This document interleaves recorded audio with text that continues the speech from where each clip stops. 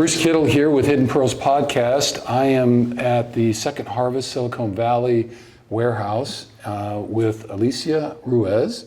So she is kind of helping us and gave us a little tour today, and that was great. We just wanted to follow up with a few questions.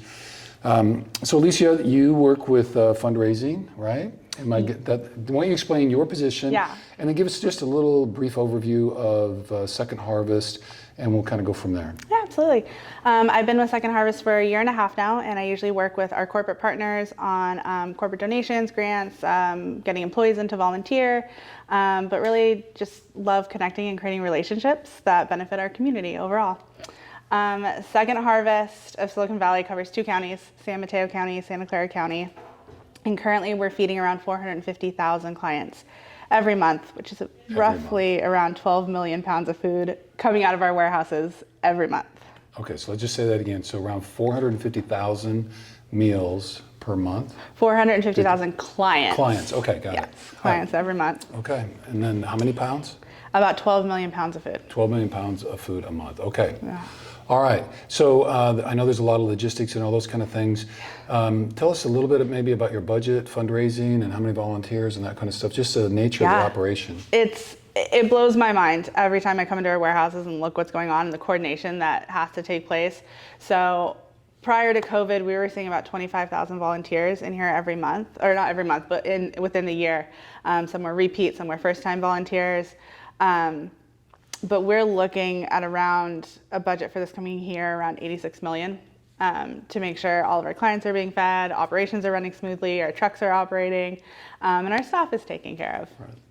All right, and so when the food comes in here, so we just walked through the warehouse, so there's a cooler unit, there's a freezer unit for the protein and the meats, keeps everything frozen, and then the staff line assembly lines are pretty impressive. So you've got staff that are putting boxes together, the boxes flip on, and then as it goes down the chute, whatever the box contents for that particular day are based on the donations that you've had, the box gets filled up, and at the end of the line, there are guys, they close the box and they put it on a big pallet, and then they swing it out into refrigeration, and then we walked out back, and then there's a whole row of big trucks, semis, getting loaded, and they're off. So maybe tell us a little bit about the distribution. I mean, how do families get the food once it's all boxed up and distributed from here? Yeah, so we give access to food to anyone who needs it. You can call we have something called a food connection line. You can call that, it's available in like 20 something languages, I believe. And you can just say, I need food. I don't know what to do. How can you help me? And we have a wonderful staff that will direct them to a local distribution site. So there's about over 130 distribution sites between our 2 counties that our clients can go to and pick food up. They also help provide assistance with our CalFresh applications, so they can get food that way, which is formerly known as like the food stamp program. Okay. It is now called CalFresh.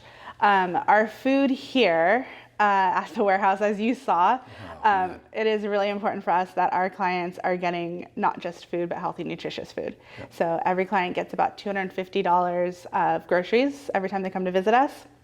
That is 50% produce, 25% dry goods, and 25% protein and dairy. So like eggs, milk, chicken, turkey, things like that. Right. Yeah, we just saw boxes and boxes of massive broccoli, cauliflower. Sweet potatoes seem to be a favorite. We saw a bunch of that. Yeah. And the carrots are about this big. They look like baseball bats. So anyway, so a lot of California produce coming in from the various farms. So one of the things that we're really trying to work on is when we went to boxing our food, it didn't give the clients a lot of choice of what they want or how much they want. And boxing was a COVID safety kind of something we put together during that time. But that also meant that our boxes weren't always necessarily culturally appropriate, which we were also trying to work on. But that meant like some folks were getting boxes of things that they'd never seen before, like tortillas or bok choy or things like that. And they're like, I don't know what to do with that. So we have a really great nutrition team here at Second Harvest who takes these items that you might not know what to do with and creates recipes around them. So we have a wonderful site on our website that has tons of recipes. A lot of them are, they go to like what's in the box during the season. And they make sure our clients are aware, like, you don't need to throw it away or sometimes they give it to other people who might know what to do with it, but use it, like get adventurous. Here's some ways you can use that food. And our nutrition team is just fantastic. I've used some of those recipes on our website. Right. So they're really good. Because the actual contents of the boxes over week to week kind of vary because of the different donations that you get. Yeah. And so the website alters that. So here's the box of contents, and then here's some recipes for that particular box. Yeah. Right. So our boxes have a variety of things in them, and it does change week to week, like what we're getting from our farmers, from our grocery stores. We do a really great job. We have a really wonderful sourcing team that is able to bring in large quantities of things, but it will look different week to week. We had some watermelons. Obviously during the fall, it's going to be really seasonal, so we'll see more root vegetables, parsnips, and more of those sweet potatoes and things like that, whereas right now we're still seeing a lot of strawberries and stone fruits and things like that. So that's really cool. Alicia, you talked to us a little bit too during the tour about the kind of typical Second Harvest client.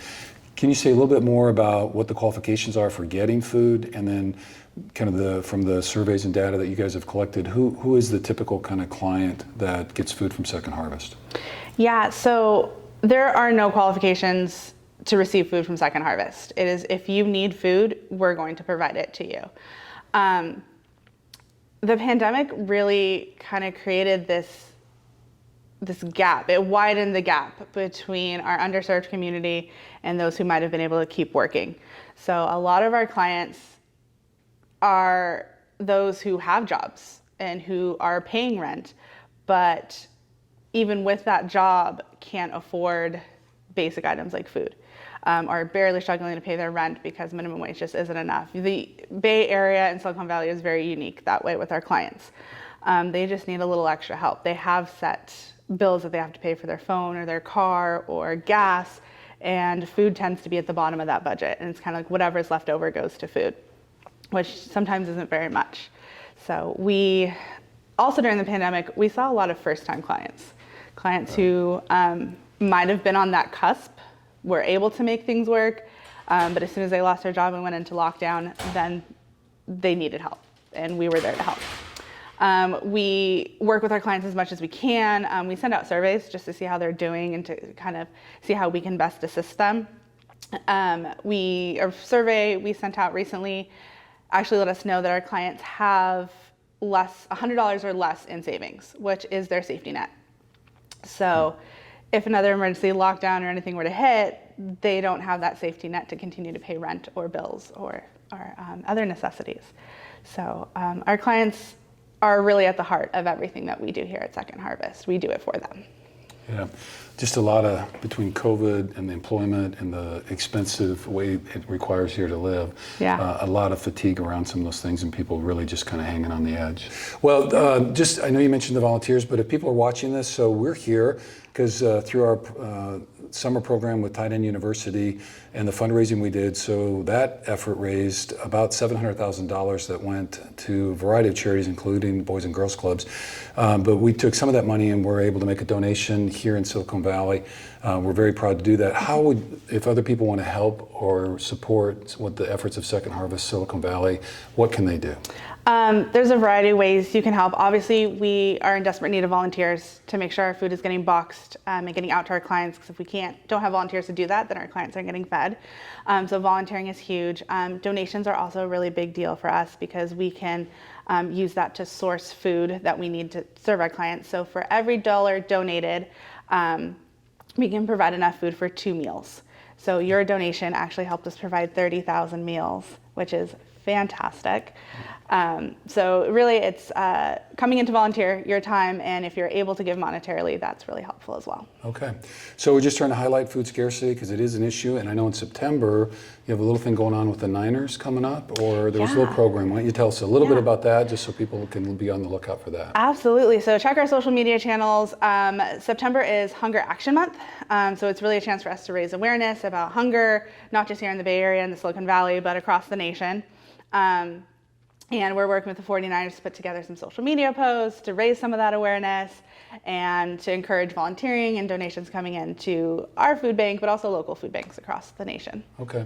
So again, just encouragement. So wherever you're located, if you're not here in the Silicon Valley, there is a food bank somewhere near you. And so food scarcity is a real thing, particularly as people are still working through COVID and layoffs and trying to get back to work, and so trying to provide that stability for people. So just a plug for that. So wherever you are, do what you can, and if you are in the area, we welcome you to come out, try to volunteer and or support the efforts here at Second Harvest. And so trying to make sure that everybody gets a meal. So, well, very good.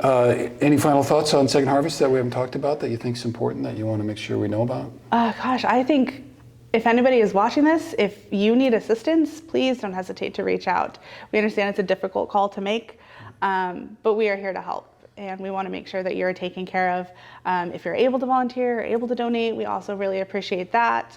Follow us on social media to learn a little bit more about our food bank, and or if you're not in the Bay Area, follow your local food bank, because hunger and food insecurity is a real thing. Excellent. Okay. Well, we thank you for your time. And again, a plug out to everybody. If you're in the area, please think about volunteering. Donate what you can. And if you're not here, look for the local food bank around you and see what we can do.